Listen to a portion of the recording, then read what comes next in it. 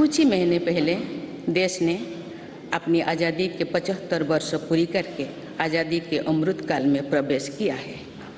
आज़ादी के इस अमृत काल में हजारों वर्षों के गौरवशाली अतीत का गौरव जुड़ा है।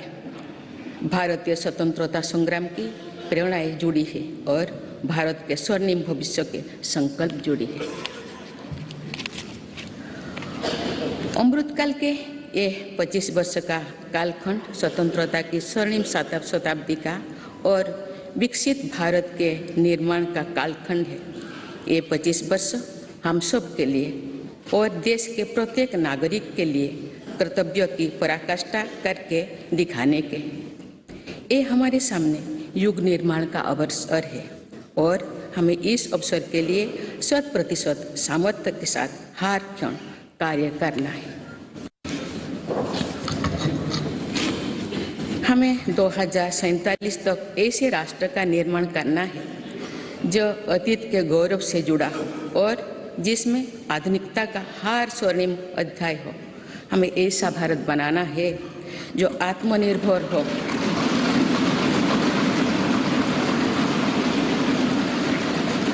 और जो अपने मानवीय दायित्वों का पूरा करने के लिए भी समर्थ हो। ऐसा भारत हो जिसमें गरीबी ना हो, जिसका मध्यम वर्ग भी वैभव से युक्त हो। ऐसा भारत हो जिसकी युवा शक्ति और नारी शक्ति समाज और राष्ट्र को दिशा देने के लिए सबसे आगे खड़े हो, जिसके युवा समय से 2 कदम आगे चलते हो। ऐसा भारत जिसकी विविधता और अधिक उज्जवल हो, जिसकी एकता और अधिक अटल हो।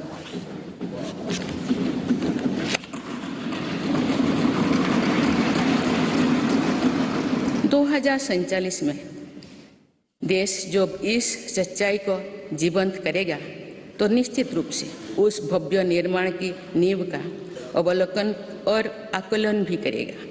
तो आज़ादी के अमृत काल की इस प्रथम बेला को एक अलग आस्था के साथ देखा जाएगा। इसीलिए आज अमृत काल का ये समय, ये कालखंड बहुत महत्वपूर्ण हो गया है।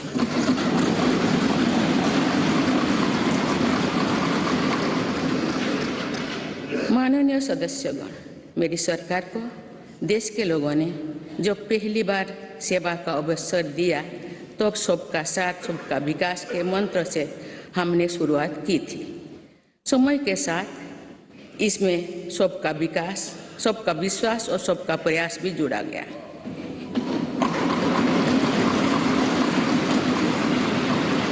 यही मंत्र आज विकसित भारत के निर्माण की प्रेरणा बन चुका है। विकास के ये कर्तव्य पथ पर चलते हुए मेरी सरकार को कुछ ही महीने में 9 वर्ष पूरी हो जाएगी।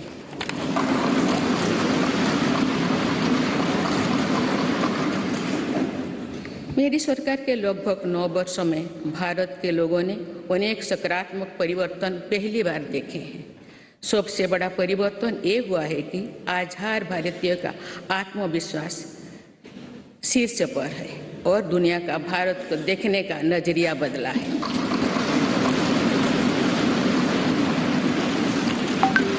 जो भारत को भी अपनी अधिकांश समस्याओं के समाधान के लिए दूसरों पर निर्भर था, वही आज दुनिया की समस्याओं के समाधान का माध्यम बन रहा है।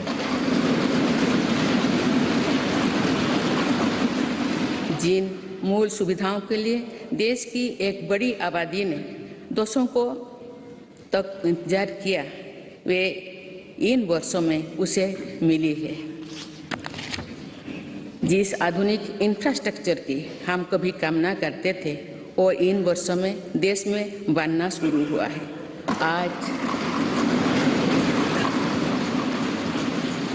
आज भारत में ऐसा डिजिटल नेटवर्क तैयार हुआ है जिससे विकसित देशों में प्रेरणा ले रही है।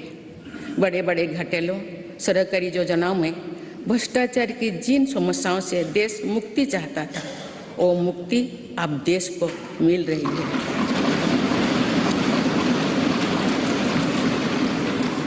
पॉलिसी पैरालिसिस के चर्चा से बाहर आकर आज देश की पहचान तेज विकास और दूरगामी दृष्टि से के लिए गए फैसलों के लिए भी जाने जाते हैं। इसलिए हम दुनिया की 10वें नंबर की अर्थव्यवस्था से 5वें नंबर पर पहुंचे।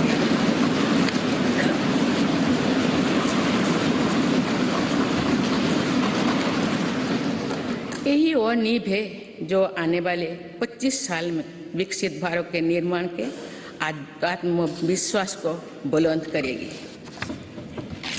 माननीय सदस्यगण, भगवान बसवेश्वर ने कहा था, कायोकोबे कैलाश, अर्थात कर्म ही पूजा है, कर्म में ही शिव। उनके दिखाई मार्ग पर चलते हुए मेरी सरकार राष्ट्र निर्माण के कर्तव्य को पूरा करने में तत्परता से जुटी है। आज भारत में एक स्थिर, निडर, निर्णायक और बड़े सपनों के लिए काम करने वाली सरकार है।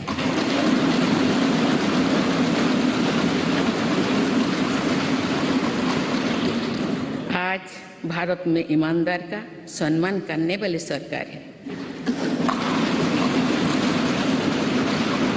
आज भारत में गरीबी को स्थायी समाधान और उनके स्थायी सशक्तिकरण के लिए काम करने वाली सरकार है। आज भारत में अभूतपूर्व स्पीड और स्केल पर काम करने वाली सरकार है। आज भारत में इनोवेशन और टेक्नोलॉजी के माध्यम से जन कल्याण को सर्वोपरि रखने वाली सरकार है। आज भारत में महिलाओं के सामने से हार बाधा को दूर करने वाली सरकार है। आज भारत में प्रगति के साथ ही प्रकृति का भी संरक्षण करने वाली सरकार है। आज भारत में विरासत के संरक्षण के साथ ही आधुनिकता को बढ़ावा देने वाली सरकार है। आज भारत में अपनी वैश्विक भूमिका को लेकर आत्मविश्वास से आगे बढ़ने वाली सरकार है। माननीय सदस्यगण, मैं आज इस सत्र के माध्यम से देशवासियों का आभार व्यक्त करती हूँ कि उन्होंने लगातार 2 बार एक स्थिर सरकार को चुना है। मेरी सरकार ने देश हित को सदैव सर्वोपरि रखा। नीति रणनीति में संपूर्ण परिवर्तन की इच्छा शक्ति दिखाई।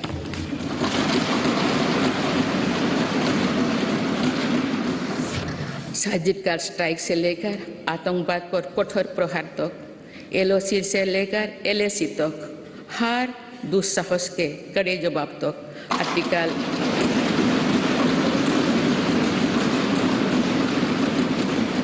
आर्टिकल 370 को हटाने से लेकर 3 तलाक तक मेरी सरकार की पहचान एक निर्णायक सरकार की रही है।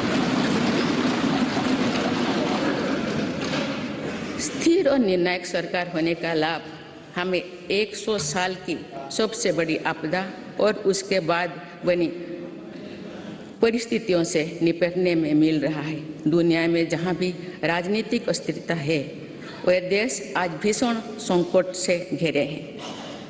लेकिन मेरे सरकार ने राष्ट्रहित में जो भी निर्णय किए, उससे साथ भारत का बाकी दुनिया से बहुत बेहतर स्थिति में।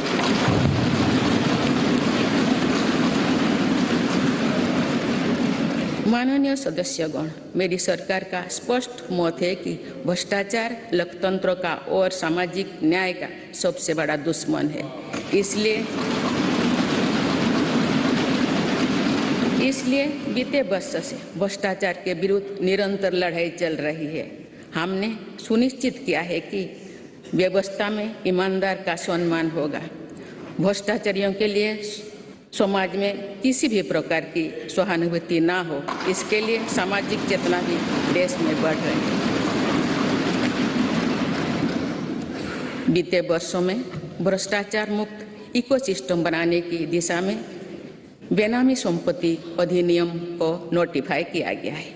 आर्थिक अपराध कर फरार हुए अपराधियों की संपत्ति जब्त करने के लिए फजिटिव इकोनॉमिक ऑफेंडर्स एक्ट पारित किया गया है। सरकारी कामों में पक्षपात और भ्रष्टाचार के चलन को भी खत्म करने के लिए प्रभावी सिस्टम बनाया गया है।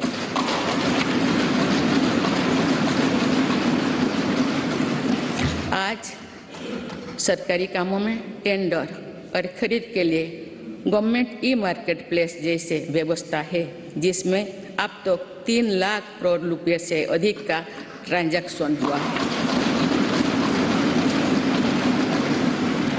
राष्ट्र निर्माण में ईमानदार योगदान देने वालों को आज विशेष सम्मान दिया जा रहा है। इनकम टैक्स रिटर्न फाइल करने के कोई जटिलताओं को खत्म कर देशवासियों का जीवन आसान बनाया गया है। फेसलेस जांच को बढ़ावा देने की वजह से व्यवस्था में पारदर्शिता आई है और उसे जवाबदेह भी बनाया गया है।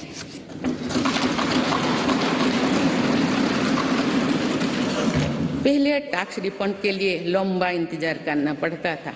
आज ITR भरने के कुछ ही दिनों के भीतर रिफंड मिल जाता है। आज GST से पारदर्शिता के साथ साथ करदाताओं की गरिमा भी सुनिश्चित हो रही है। जनधन, आधार, मोबाइल से कुछ फर्ज लाभार्थियों को हटाने से लेकर one nation one ration card तक एक बहुत बड़ा स्थायी सुधार हमने किया।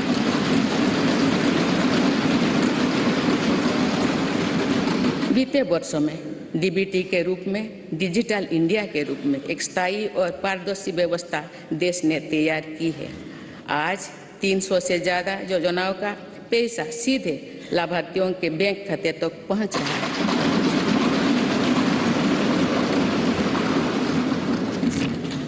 अब तो पूरी पारदर्शिता से 27 लाख करोड़ रुपए से ज़्यादा की रकम करोड़ों लोगों तक पहुंचाई गई है। वर्ल्ड बैंक की रिपोर्ट करती है कि ऐसा योजना और ऐसी व्यवस्थाओं के कारण ही कोरोना काल में भारत करोड़ों लोगों को गरीबी रेखा से नीचे जाने से बचा पाया है।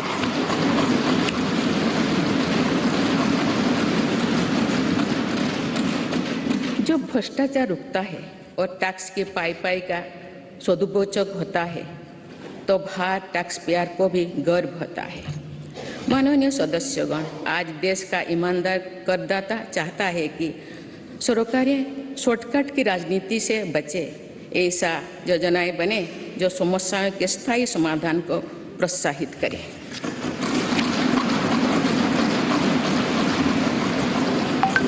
जिनसे सामान्य जीवन का सशक्तिकरण हो। इसलिए मेरी सरकार ने वर्तमान चुनौतियों से निपटने के साथ ही देशवासियों के दीर्घकालीन सशक्तिकरण पर बल दिया है। गरीबी हटाओ आप केवल नारा नहीं रह गया है, आप मेरी सरकार द्वारा गरीब की चिंताओं का स्थायी समाधान करते हुए उसे सशक्त बनाने के काम किया जा रहा है।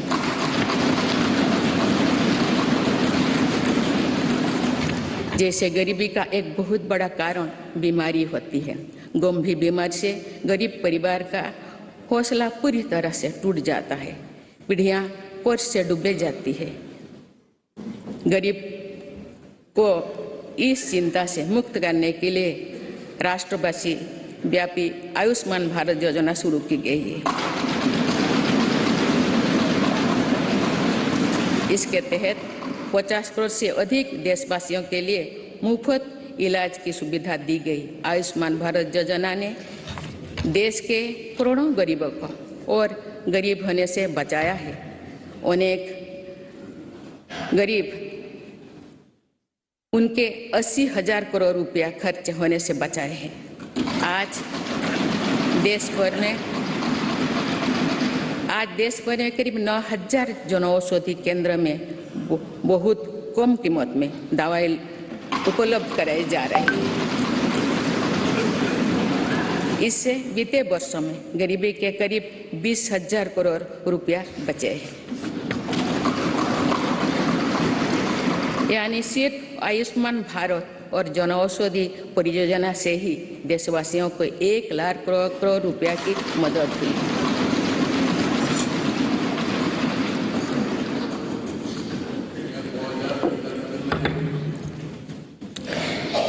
मैं सामान्य नागरिकों के जीवन से जुड़े सबसे महत्वपूर्ण संसाधन पानी का उदाहरण आप सभी के सामने रखना चाहूँगी। मेरी सरकार ने हर घर जल पहुँचाने के लिए जल जीवन मिशन शुरू किया।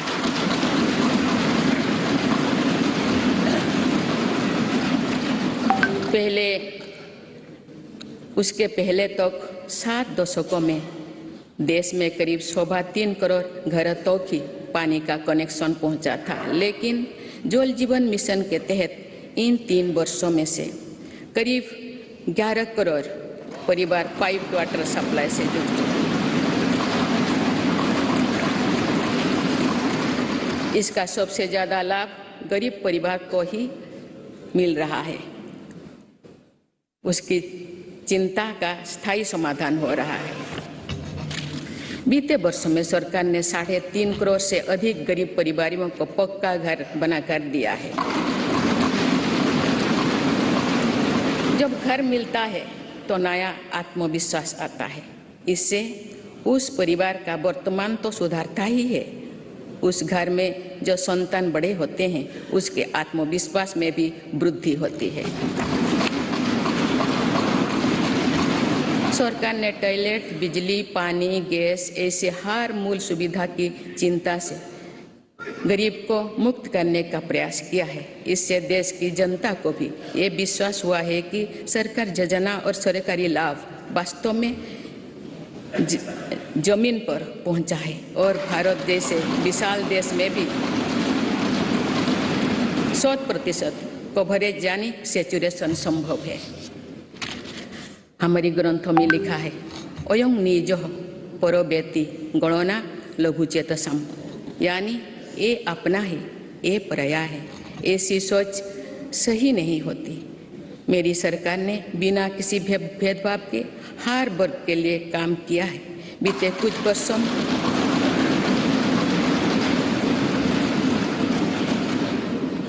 कुछ वर्षों में मेरी सरकार के प्रयासों के नतीजा है कि अनेक मूल सुविधाएं आज या तो 100% आबादी तक पहुंच चुकी है या फिर उस लक्ष्य के बहुत निकट है। मेरी सरकार हर योजना में 100% सैचुरेशन के साथ ही अंत्योदय के प्रति भी पूरी निष्ठा से काम कर रही है। हमारी कोशिश है कि योजनाओं का लाभ सही और सभी लाभार्थियों को मिले, कोई भी सरकार की योजना के लाभ से वंचित ना हो। माननीय सदस्यगण, हमने देखा है कि कोरोना काल के दौरान दुनिया भर में किस तरह गरीब के लिए गुजारा मुश्किल हो गया था, लेकिन भारत उन देशों में से एक है जिसने गरीब का जीवन बचाने का सर्वोच्च प्राथमिकता दी।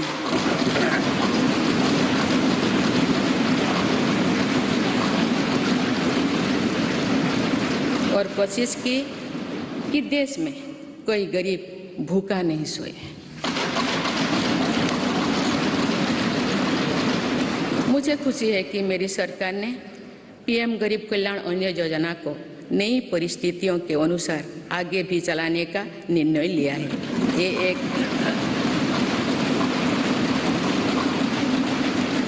ये एक संवेदनशील और गरीब हितैषी सरकार की पहचान है।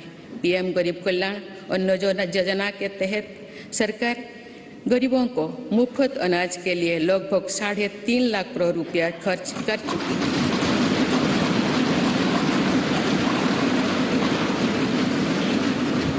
आज इस योजना की प्रशंसा पूरे विश्व में हो रही है। इस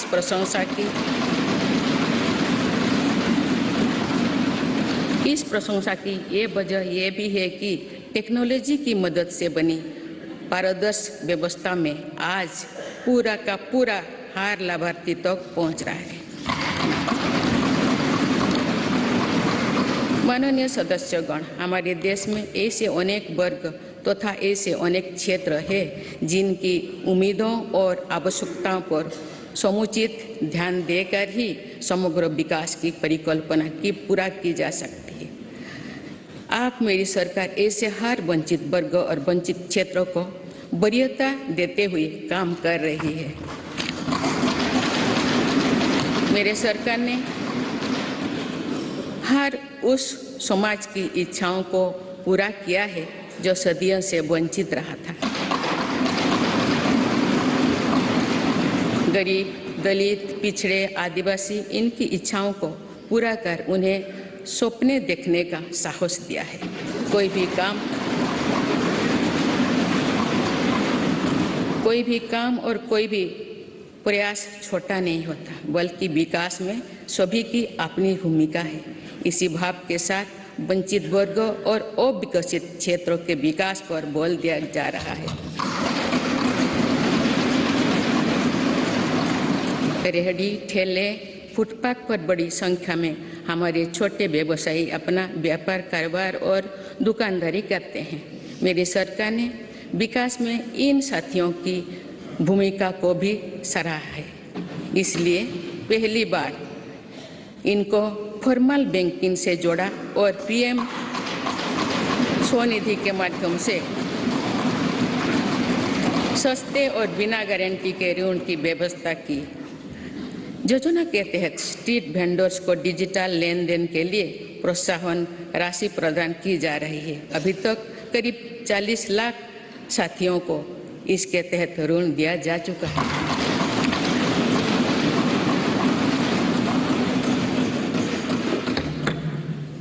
मेरी सरकार की प्राथमिकता में देश के 11 करोड़ छोटे किसान भी है। ये छोटे किसान दशकों से सरकार की प्राथमिकता से वंचित रहे थे। आप इन्हें सशक्त और समृद्ध करने के लिए हर तरह की कोशिश की जा रही है। पीएम किसान सम्मान निधि के तहत इन छोटे किसानों को 2.25 लाख करोड़ रुपया से अधिक की मदद दी गई।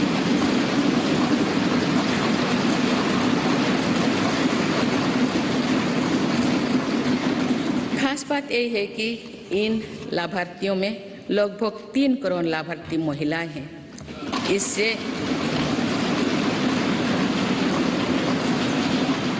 इससे अभी तक लगभग 54,000 करोड़ रुपया महिला किसानों को मिल चुकी है। इसी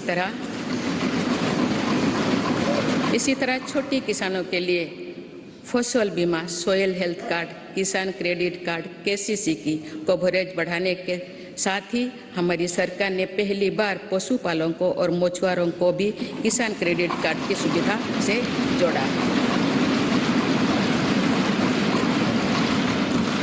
किसानों के सामर्थ्य को बढ़ाने के लिए एफपीओ यानी फार्मर प्रोड्यूसर ऑर्गेनाइजेशंस की स्थापना से लेकर फसलों के एमएसपी में वृद्धि करते हुए मेरी सरकार छोटे किसानों के साथ मजबूती से खड़ी।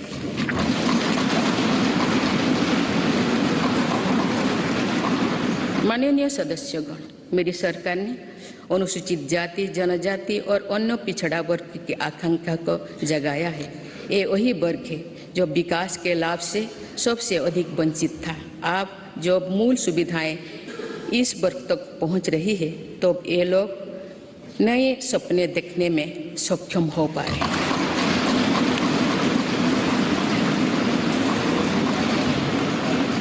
अनुसूचित जाति के सामाजिक आर्थिक सशक्तिकरण के लिए डॉक्टर अंबेडकर उत्सव धाम, अमृत जलधारा और युवा उद्यमी योजना जैसे कार्यक्रम चलाए जा रहे हैं। आदिवासी गौरव के लिए तो मेरी सरकार ने अभूतपूर्व फैसला किए हैं। पहली बार देश ने भगवान बिरसा मुंडा के जन्म दिवस को जनजातीय गौरव दिवस के रूप में मनाना शुरू किया। हाल ही में मानगढ़ धाम में सरकार ने आदिवासी क्रांति वीरों को पहली बार राष्ट्रीय स्तर पर श्रद्धांजलि दी। आज 36,000 से अधिक आदिवासी बाहुल्य वाले गांवों को प्रधानमंत्री आदि आदर्श ग्राम योजना के तहत विकसित किया जा रहा है। आज देश में 400 से अधिक एकलव्य मॉडल स्कूल आदिवासी क्षेत्रों में खुल चुकी है। देश भर में 3,000 से अधिक वन धन विकास केंद्र आजीविका के लिए साधन बने हैं। मेरी सरकार ने राष्ट्रीय पिछड़ा वर्ग आयोग को संवैधानिक दर्जा देकर ओबीसी के वेलफेयर के लिए हमारी प्रतिबद्धता को स्पष्ट किया है। बंजारा, घुमंतु और अर्ध-घुमंतु समुदाय के लिए भी पहली बार वेलफेयर एंड डेवलपमेंट बोर्ड का गठन किया गया है। माननीय सदस्यगण, देश में 100 से अधिक जिले ऐसे थे जो विकास के अनेक पैमानों से पीछे रह गए थे। सरकार ने इन जिलों को आकांक्षी जिले एस्पिरेशनल डिस्ट्रिक्ट घोषित कर इनके विकास पर ध्यान दिया। आज ये जिले देश के दूसरे जिले से बराबरी की ओर बढ़ रही हैं।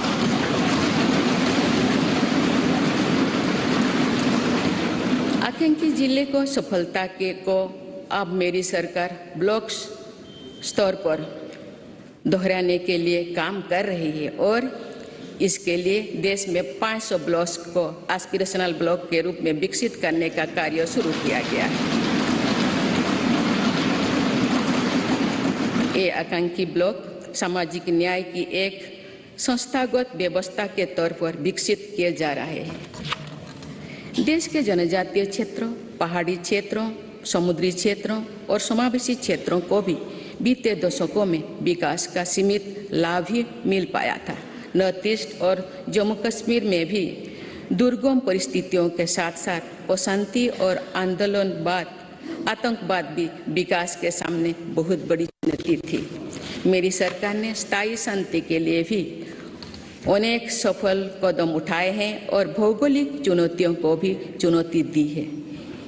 इसी के परिणाम है कि नॉर्थ ईस्ट और हमारे सीमावर्ती क्षेत्र विकास की एक नई नीति का निर्गति का अनुभव कर रहे हैं। सीमावर्ती गांव तक बेहतर सुविधाएं पहुंचाने के लिए मेरी सरकार ने वाइब्रेंट विलेजेस प्रोग्राम पर काम शुरू किया। राष्ट्रीय सुरक्षा की दृष्टि से भी सीमावर्ती क्षेत्रों में अभूतपूर्व इंफ्रास्ट्रक्चर बीते सालों में तैयार किया गया है। इससे भी इन क्षेत्रों में विकास की गति मिल रही है। पिछले कुछ दशकों से राष्ट्रीय सुरक्षा के लिए बहुत बड़ा खतरा बन चुकी वामपंथी हिंसा भी अब कुछ जिलों तक ही सीमित रह गए हैं।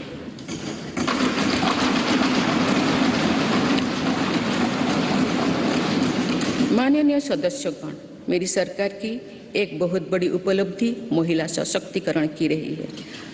इस संदर्भ में मुझे नारी शक्ति नामक एक प्रेरक कविता का स्मरण होता है, जिसे भारतीय साहित्य की अमर विभूति स्वाधीनता सेनानी तथा ओडिया भाषा की सुप्रसिद्ध नारी कवि उत्कल भारती कुंतला कुमारी सावत ने लिखा था। आज से लगभग 100 वर्ष पहले उन्होंने ये उद्घोष किया था, वसुंधरा तले भारत रमणी नुहे हीन नुहे दिन अमर कीर्ति कोटि जुगे केबे जगत नुहे बोलिना। अर्थात भारत की नारी पृथ्वी पर किसी की तुलना में ना तो हीन है ना दीन है। संपूर्ण जगत में उसकी अमर कीर्ति युगों युगों तक कभी लुप्त नहीं होगी, यानी सदैव बनी रहेगी।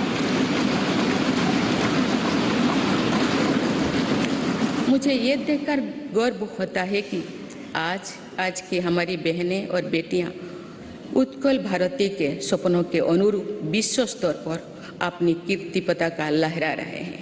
मुझे प्रसन्नता है कि महिलाओं की ऐसी प्रगति के पीछे मेरी सरकार के प्रयासों का संबल रहा है।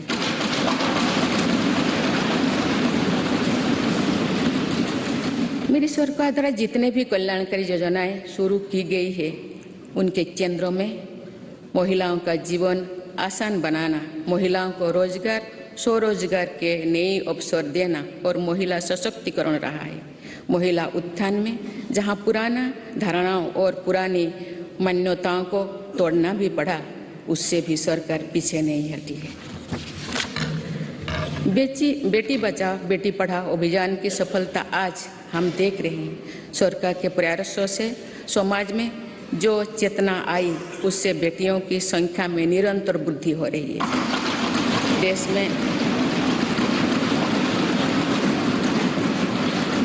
देश में पहली बार पुरुषों की तुलना में महिलाओं की संख्या अधिक हुई है एवं महिलाओं का स्वास्थ्य भी पहले के मुकाबले और बेहतर हुआ है। प्रधानमंत्री सुरक्षित मातृत्व अभियान हो या फिर प्रधानमंत्री मातृ वंदना योजना, इनमें माँ और बच्चे दोनों की जीवन को बचाने में हम सफल रहे हैं। आयुष्मान भारत योजना की भी लगभग 50% लाभार्थी महिलाओं ही है। माननीय सदस्यगण, मेरी सरकार बेटियों की पढ़ाई से लेकर उनके करियर तक हर बाधा को दूर करने का प्रयास कर रही है। देश के सरकारी स्कूलों में बेटियों के लिए अलग टॉयलेट का निर्माण हो या फिर सैनिटरी पैड से जुड़ी योजना, इससे बेटियों के ड्रॉप आउट रेट भी बहुत कम आई। स्वच्छ भारत अभियान से महिलाओं की गरिमा तो बढ़ी ही है, इससे एक सुरक्षित माहौल भी उन्हें मिला है। सुकन्या सुजला समृद्धि योजना से देश भर की करोड़ों बेटियां के बेहतर भविष्य के लिए पहली बार सेविंग अकाउंट खुली है। नई राष्ट्रीय शिक्षा नीति में भी बेटियां की शिक्षा के लिए अनेक महत्वपूर्ण कदम उठाई गई है।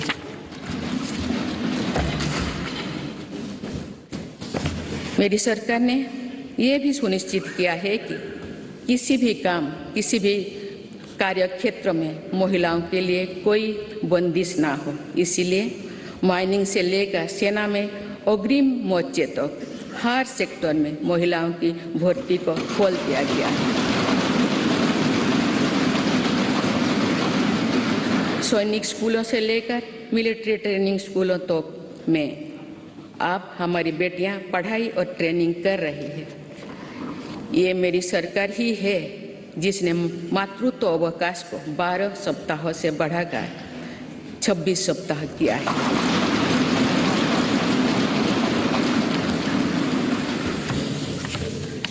मुद्रा योजना की लगभग 70% लाभार्थी महिला उद्यमी ही है। एक स्टडी के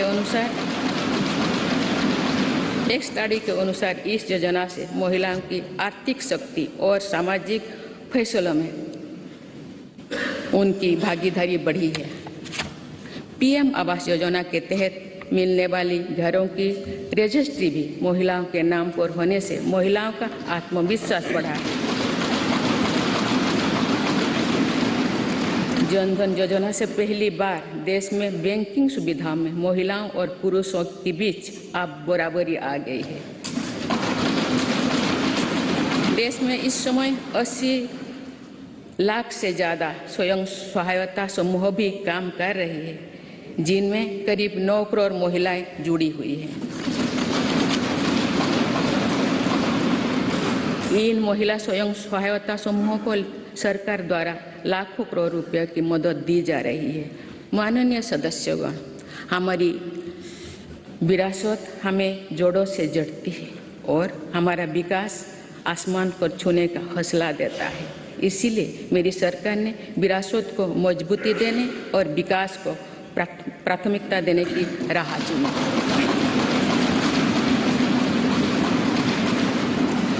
आज एक तरफ देश में अयोध्या धाम का निर्माण हो रहा है, तो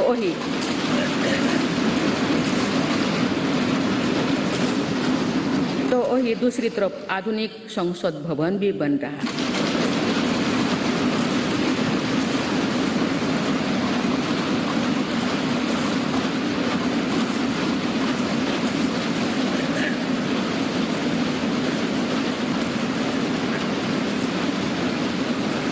एक तरफ हमने केदारनाथ धाम, काशी विश्वनाथ धाम और महाकाल महालोक का निर्माण किया, तो वही हर जिलों में हमारी सरकार मेडिकल कॉलेज भी बनवा रही है।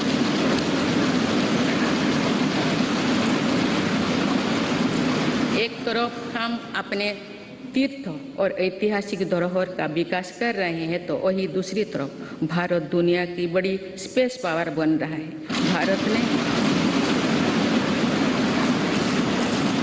भारत ने पहला प्राइवेट सैटेलाइट भी लॉन्च किया है। एक तरफ हम आदि शंकराचार्य भगवान बसवेश्वर, तिरुवल्लुवर, गुरु नानक देव जैसे संतों के दिखाए रास्ते पर आगे बढ़ रहे हैं, वही दूसरी तरफ आज भारत हाईटेक नॉलेज का हब भी बनता जा रहा है।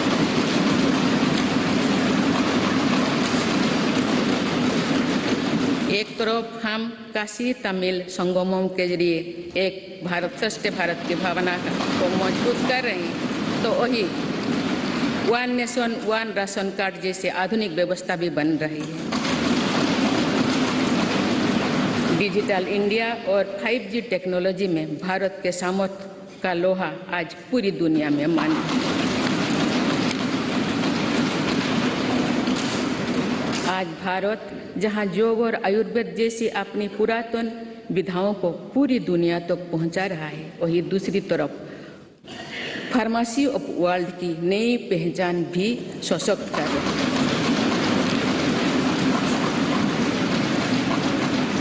आज भारत प्राकृतिक खेती को, मिलेट्स की अपनी परंपरा फसलों को प्रोत्साहित कर रहा है, वही नानो यूरिया जैसी आधुनिक टेक्नोलॉजी का भी विकास किया है। खेती के लिए एक तरफ जहां ग्रामीण इंफ्रास्ट्रक्चर को हम बेहतर बना रहे हैं, वही दूसरी तरफ ड्रोन टेक्नोलॉजी से, सोलर पावर से किसान को ताकत दे रहे हैं। शहरों में जहां स्मार्ट सुविधाओं के विकास पर बल दिया जा रहा है, वही स्वामित्व योजना में पहली बार गांव के घरों को की ड्रोन से मैपिंग की जा रही है। आज़ादी के अमृत महोत्सव पर जहां आज हर जिले में 75 अमृत सरोवर बनाया जा रहा है, तो वही सैकड़ों आधुनिक वंदे भारत ट्रेनें भी लॉन्च किया जा रहा है। एक और हमारे व्यापार की परंपरागत ताकत नदी जल मार्ग और बंदरगांव को भी आधुनिक बनाया जा रहा है, तो मल्टी मॉडल कनेक्टिविटी और लॉजिस्टिक पार्क का नेटवर्क भी तैयार हो रही है।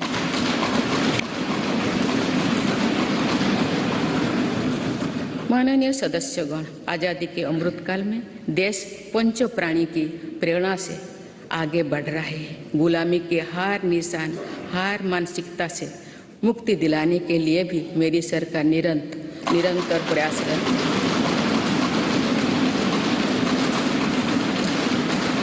जो कभी राजपथ था वो अब कर्तव्य पथ बन चुका।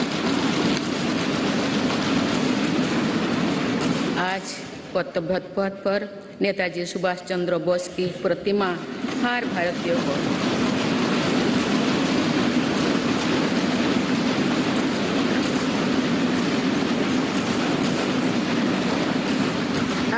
को गौरवान्वित कर रही है। तो अंडमान निकोबार में भी नेताजी और आजाद हिंद फौज के शौर्यों को हमने सम्मान दिया है। अभी कुछ ही दिन पहले मेरी सरकार ने अंडमान निकोबार द्वीप समूह में नेताजी सुभाष चंद्र बोस आइलैंड पर नेताजी को समर्पित भव्य स्मारक और म्यूजियम का शिलान्यास भी किया है। भारतीय सेना के परमवीर चक्र विजेताओं के नाम पर अंडमान निकोबार के 21 द्वीपों का नामकरण भी किया है।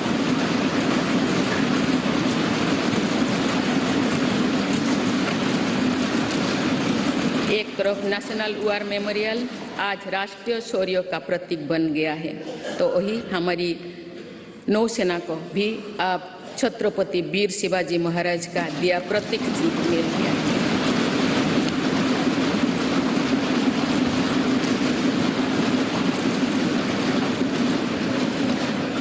एक तरफ जहां भगवान बिरसा मुंडा सहित तमाम आदिवासी स्वतंत्रता सेनानियों से जुड़े संग्रहालय बन रहे हैं। डॉक्टर बाबा साहेब आम्बेडकर के पंचतीर्थ बनाया गया है। वही दूसरी तरफ हर प्रधानमंत्री के योगदान को दर्शाने वाले प्रधानमंत्री संग्रहालय का निर्माण भी किया गया है।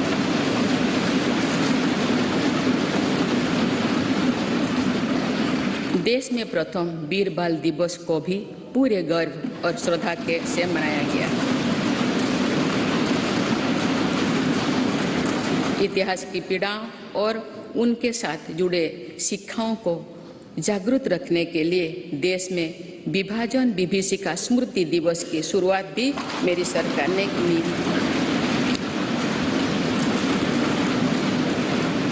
माननीय सदस्यगण, मेड इन इंडिया अभियान और आत्मनिर्भर भारत अभियान की सफलता का लाभ देश को मिलना शुरू हो चुका है। आज भारत में मैन्युफैक्चरिंग की अपनी कैपेसिटी भी बढ़ रही है और दुनिया भर से भी मैन्युफैक्चरिंग कंपनियां भारत आ रहे हैं।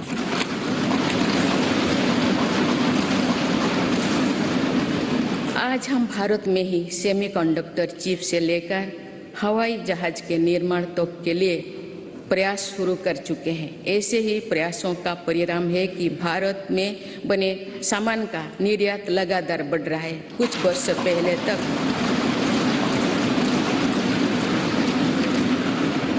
पहले तक हम बड़ी संख्या में मोबाइल फोन आयात करते थे। आज भारत दुनिया में मोबाइल फोन का एक बड़ा निर्यातन बन चुका है। देश में खिलौना के आयात में 70% कमी आई है, जबकि निर्यात 60% से भी ज़्यादा बढ़ गया है। मेरी सरकार की नई पहल के परिणाम स्वरूप हमारे रक्षा निर्यात 6 गुना हो गया है। मुझे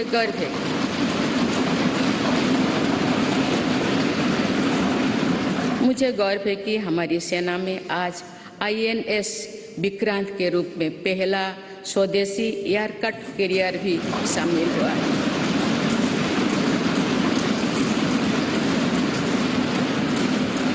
हम मैन्युफैक्चरिंग के नए सेक्टर में ही प्रवेश नहीं करे हैं, बल्कि खादी और ग्रामोद्योग जैसे अपनी पारंपरिक सेक्टर में भी प्रशंसनीय काम कर रहे हैं।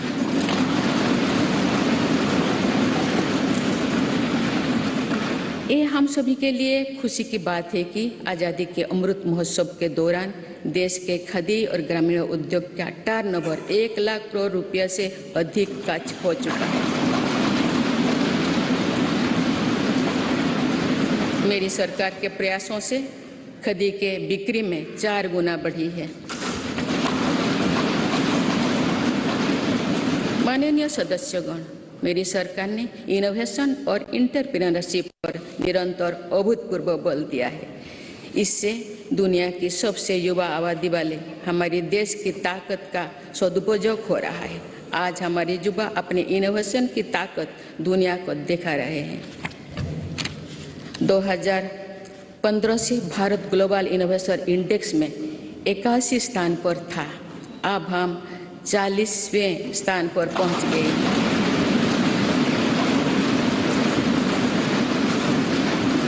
7 वर्ष पहले जहां भारत में कुछ 100 रजिस्टर्ड स्टार्टअप ही थे, वही आज ये संख्या लगभग 90,000 पहुंच चुके हैं।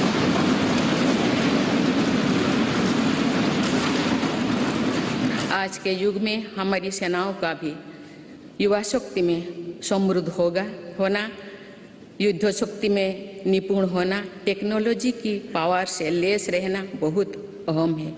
इन सिद्धांतों को ध्यान में रखते हुए अग्निवीर योजना शुरू की गई है।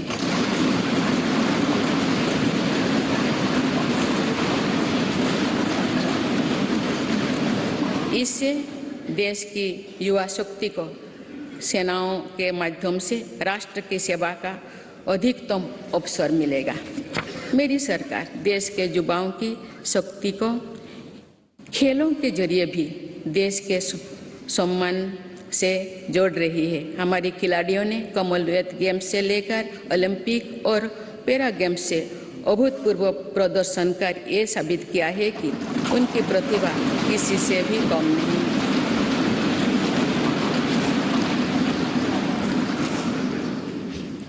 देश के कोने कोने से ऐसे प्रतिभाओं को खोजने, उनका टैलेंट निखारने के लिए खेलो इंडिया गेम्स, खेलो इंडिया सेंटर्स से लेकर टॉप स्कीम तक चलाई जा रही है।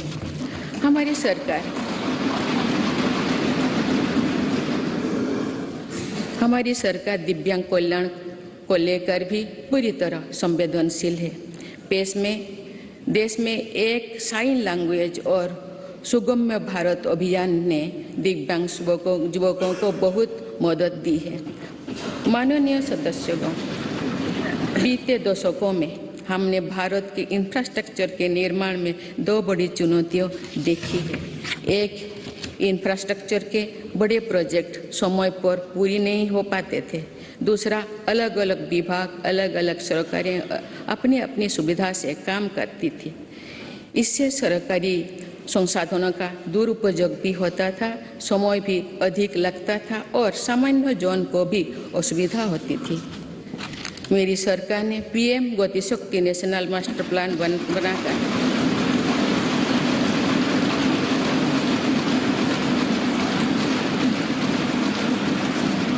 इन चुनौतियों से निपटने के लिए ठोस कदम उठाए हैं। पीएम गति शक्ति नेशनल मास्टर प्लान को लेकर राज्यों और यूनियन टेरिटरीज ने भी उत्साह दिखाए है। इससे देश में मल्टी मॉडल कनेक्टिविटी का भी विस्तार होगा।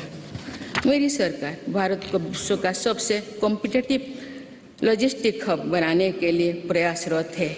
इसके लिए पिछले वर्ष देश में नेशनल लॉजिस्टिक पॉलिसी लागू की गई है।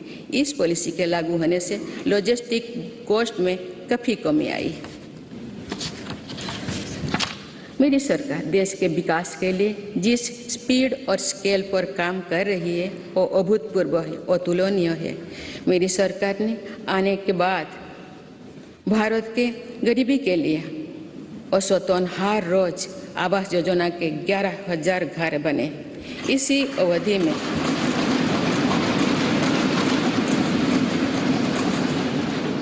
अवधि में भारत में हर रोज औसतन 2.5 लाख लोग ब्रॉडबैंड कनेक्शन से जुड़े। हर रोज 55,000 से ज़्यादा गैस कनेक्शन दिए गए। मुद्रा योजना के तहत हर रोज 700 करोड़ रुपये से ज़्यादा का लोन दिया गया।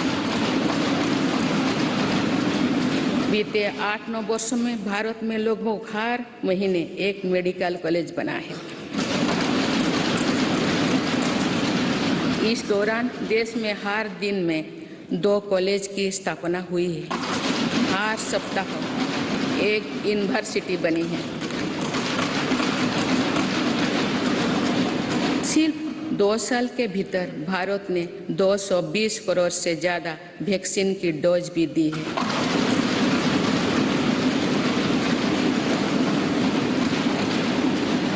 सोशल इंफ्रास्ट्रक्चर की बात करें तो साल 2004 से 2014 के बीच देश में जहां 145 मेडिकल कॉलेज खुले थे, वही मेरी सरकार ने 2014 में 2022 तक 14 से 2022 तक 260 से अधिक मेडिकल कॉलेज खोले।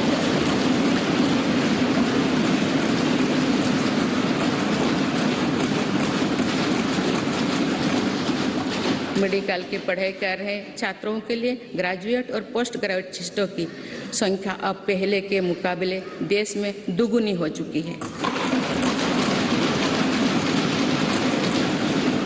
2014 से पहले जहां देश में कुल लगभग 725 विश्वविद्यालय थे, वही बीते केवल 8 वर्षों में 300 से अधिक नए विश्वविद्यालय बने। इसी दौरान देश में 5,000 से अधिक कॉलेज भी खोले गए हैं।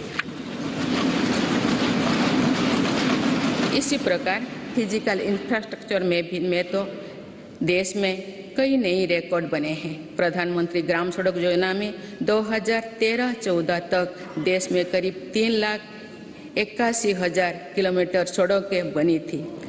जबकि 2021-22 तक ग्रामीण सड़कों का ये नेटवर्क 7 लाख किलोमीटर से भी ज़्यादा हो गया।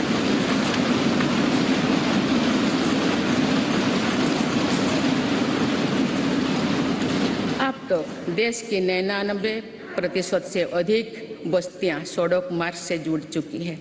वर्ल्ड बैंक सहित अनेक संस्थाओं की स्टडी के अनुसार ग्रामीण सड़कों से गांव में रोजगार, खेती, शिक्षा और स्वास्थ्य पर बहुत सकारात्मक असर पड़ा है। नेशनल हाईवे नेटवर्क में पिछले 8 वर्षों के दौरान 55% से ज़्यादा की बढ़ोतरी हुई है। जल्द ही भारतमाला प्रोजेक्ट के तहत देश के 550 से ज़्यादा जिले हाईवे से जुड़ जाएंगे और अर्थव्यवस्था को गति देने वाले कॉरिडोर्स की संख्या 6 से बढ़कर 50 होने वाली है। इसी तरह देश के एविएशन सेक्टर भी तेजी से आगे बढ़ रहा है। साल 2014 तक जहां देश में एयरपोर्ट्स की संख्या 74 थी और अब बढ़कर 147 हो गई।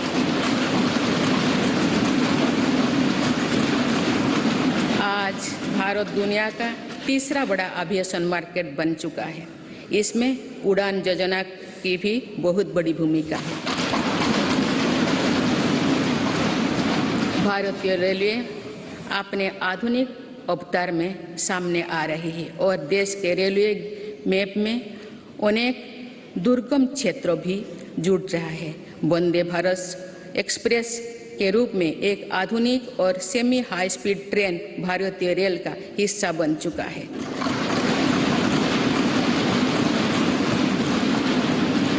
जम्मू कश्मीर और नॉर्थ ईस्ट के दुर्गम क्षेत्रों को भी रेलवे से जोड़ा जा रहा है। देश के बड़े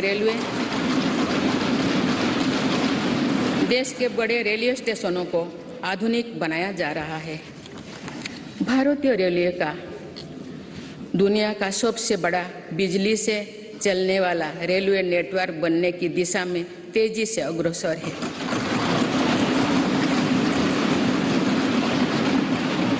भारतीय रेल को सुरक्षित बनाने के लिए स्वदेशी टेक्निक कोबोज का भी हम तेजी से विस्तार कर रहे हैं। माननीय सदस्यगण, भारत ने उस सोच को भी बदला है जो प्रगति और प्रकृति को परस्पर विरोधी मानती थी। मेरी सरकार ग्रीन ग्रोथ पर ध्यान दे रही है और पूरे विश्व को मिशन लाइफ से जोड़ने पर बल दे रही है। हमारी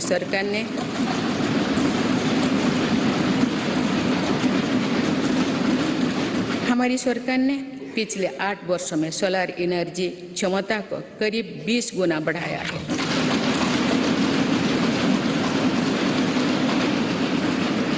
आज भारत रिन्यूएबल एनर्जी की क्षमता में विश्व में 4थे स्थान पर है।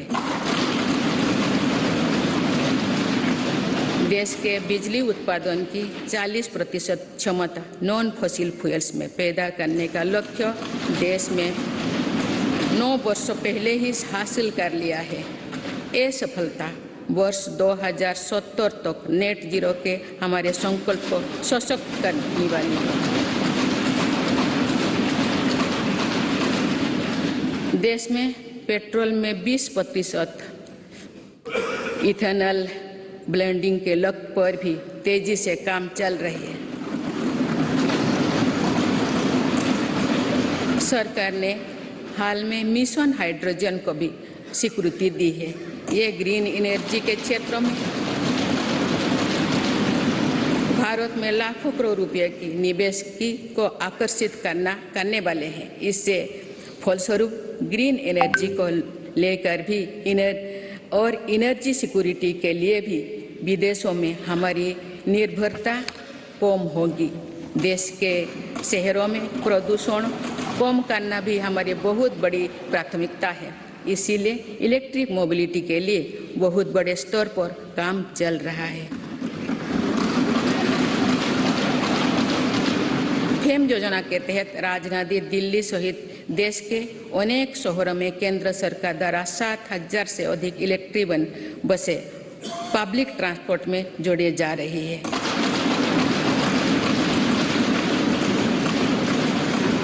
बीते 8 वर्षों में देश में मेट्रो नेटवर्क में 3 गुना से अधिक बढ़ोतरी हुई है। आज 27 शहरों में मेट्रो ट्रेन पर काम चल रहा है। इसी प्रकार देश भर में 100 से ज़्यादा नए वाटरवे भी विकसित किए जा रहे हैं। नए वाटरवे से देश में ट्रांसपोर्ट सेक्टर का कायाकल्प करने में मदद करेगी। माननीय सदस्यगण, आज की दुनिया में अनेक चुनौतियों से गुजर रही है। आज की दुनिया अनेक चुनौतियों से गुजर रही है। दशकों पहले बनी अंतर्राष्ट्रीय संस्थाओं की प्रासंगिकता और प्रभाव पर भी प्रश्न उठ रहे हैं। इन परिस्थितियों में भारत ऐसा देश बनकर उभरा है जो आज की विभाजित दुनिया को किसी न किसी रूप से जोड़ रहा है।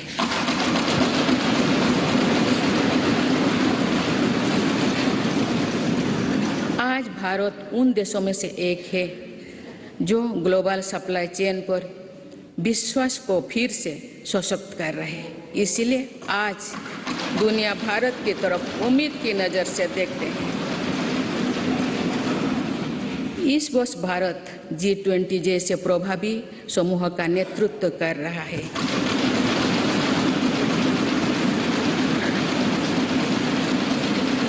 One earth, one family, one future के मंत्र के साथ भारत की पूरी कोशिश है कि G20 के सदस्य देशों के साथ मिलकर मौजूदा वैश्विक चुनौतियों का सामूहिक समाधान तलाशा जाए। मेरी सरकार इसको सिर्फ एक डिप्लोमेटिक प्रोग्राम तक सीमित नहीं रखना चाहती, बल्कि पूरे देश के प्रयास से भारत के सामर्थ्य और संस्कृति को शोकेस करने का अवसर है।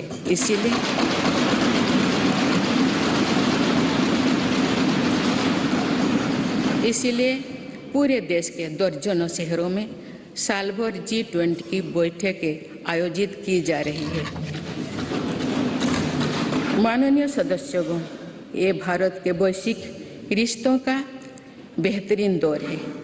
इसमें दुनिया के विभिन्न देशों के साथ अपने सहयोग और मित्रता को सशक्त किया है।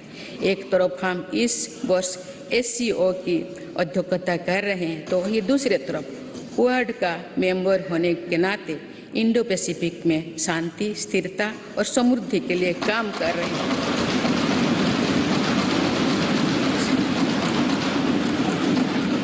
हमने अपने राष्ट्रीय हितों का सर्वोपरि रखते हुए अपने भूमिका का विस्तार किया है।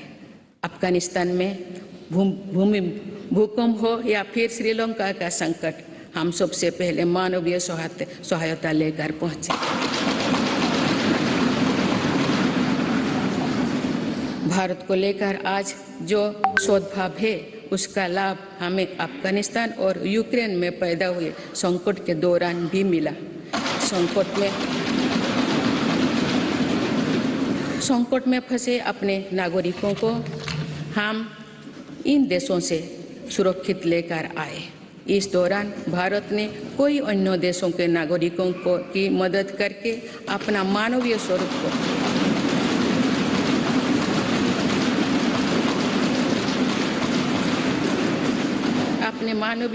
को फिर दुनिया के सामने प्रस्तुत किया। माननीय सदस्यगण, भारत ने आतंकवाद को लेकर जो कड़ा रुख अपनाया है, उसको भी आज दुनिया समझ रहा है।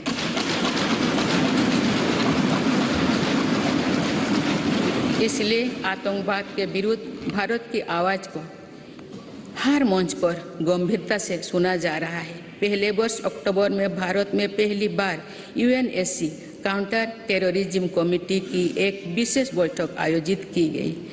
इसमें भी भारत में आतंकवाद के विरुद्ध अपनी भूमिका को स्पष्ट किया।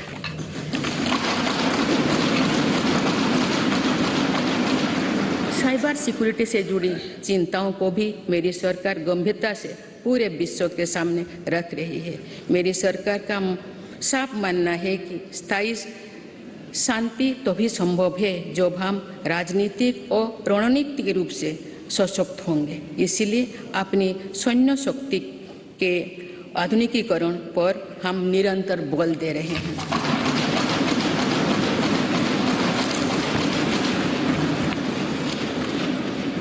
माननीय सदस्यगण, लोकतंत्र की जननी के रूप में भारत की अनंत यात्रा अनंत गौरव से भरी हुई है।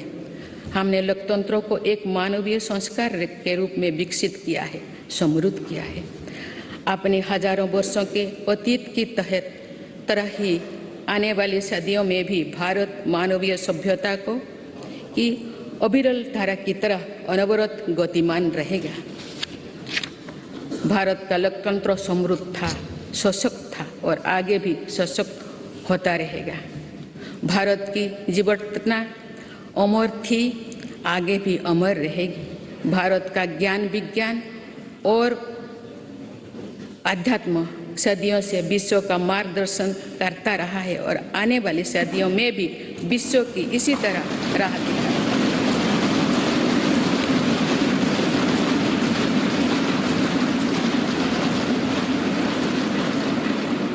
भारत के आदर्श और मूल्य अंधकार से भरे गुलामी के दौर में भी अक्षुण्ण रहे हैं और ये आगे भी अक्षुण्ण बने रहेंगे। एक राष्ट्र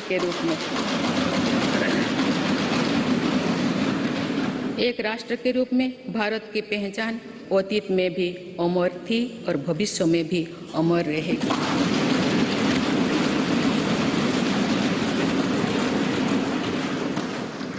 लोकतंत्र के केंद्र इस संसद में हमारा प्रयास होना चाहिए कि हम मुश्किल लगने वाले लक्ष्य तय करें और उन्हें हासिल करके दिखाएं।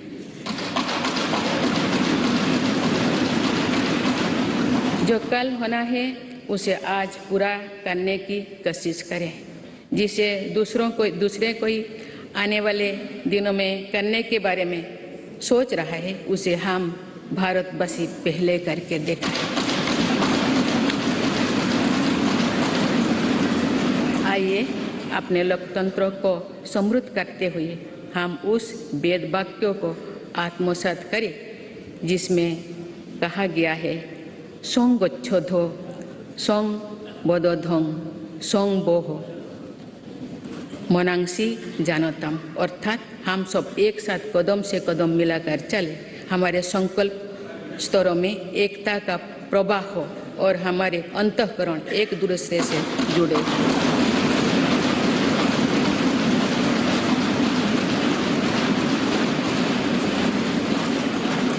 आइए हम राष्ट्र निर्माण के इस महायज्ञ में अपने कर्तव्य पथ पर चलते हुए संविधान की शपथ को पूरा करें।